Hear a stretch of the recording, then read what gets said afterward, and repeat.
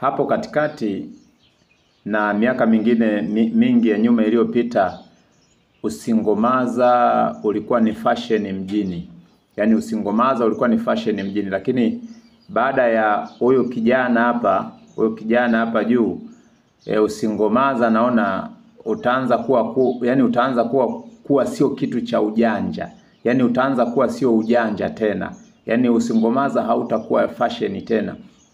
Lakini nataka nikwambie kitu hiki, mtu wa Mungu ambaye unanisikiliza, ni kwamba mimi binafsi nadhani na nahisi hivyo kwamba usingomaza ni program tu iliyoprojektiwa na watu na ilianzishwa kwa makusudi kabisa ili ndoa za watu zisiwe zinatulia, ndoa za watu zisiwe na amani. Na ninaamini kabisa kuna uwezekano au kuna uhusiano mkubwa kati ya usingomaza na usagaji. Naamini kuna uhusiano mkubwa sana. Si hivi. Lazima kutakuwa kuna project kubwa sana ambayo ipo katikati hapa. Kuna kitu kimepita hapa katikati kutoka kwenye usingomaza kwenda kwenye usagaji. Na ndio maana watu wengi ambao ni masingomaza, kama hapa katikati tumeona masingomaza wengi waimbaji wa nyimbo za Injili na hata wengine ni watu ambao unaona tu kabisa ni kwamba watu wanahusiana sana na usagaji. Ni watu ambao hawako mbali sana na usagaji. Kwa hiyo usingomaza na usagaji ni mapacha. Hivi vitu ni vitu viwili mapacha.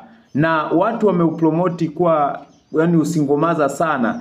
Kwanza mtu wa Mungu natakiwa ujue kwamba masingomaza wengi ni mimama fulani yenye pesa, yenye uwezo, na ndio maana imeshaona hata kukaa kwenye ndoa haiwezekani, haitulii kwenye ndoa kwa sababu kwanza kifedha inajimudu. Yenyewe haja yao na shida yao, shauku yao kubwa ni kupata tu starehe tu za mwili na kile wanachokitaka katika hii dunia. Ila kwa habari ya kwamba wataenda wataolewa watafanya ni hamna. Ni watu ambao wao wana projekti kubwa zaidi ya vile tunavyoona. Yani sisi tunaona tu kwenye kule kuachana, masumbufu ya ndoa na nini, ila kwenye masingomaza wengi, achana na we mwenye hujafika huko, lakini wengi naamini kabisa wako jirani na usagaji. Wako jirani na usagaji. Masingomaza wengi wako jirani na usagaji. Kama haujajua hilo au hauamini hilo, na ndio maana hapa katikati walitaka kujipromoti sana, ni kuona usingomaza ni fashion. Yaani ukiwa singomaza yani wewe hauna stress, huwezi kuwa na stress. Ukiwa singomaza yani wewe maisha ni safi, ukiwa singomaza ni nini. Lakini baada ya huyo kijana niliyekuonyesha hapa juu, ni kwamba usingomaza utaanza kuwa sio fashion.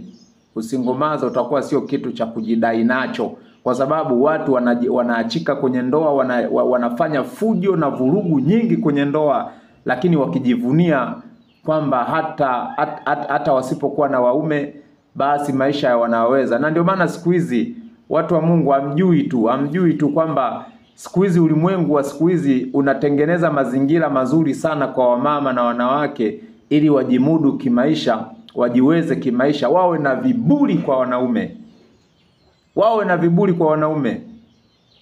Wakishindwa kuolewa na wanaume wanaoana wenyewe. Hiyo ni projekti moja kwa moja ya shetani. Kubali ukatae. Amen.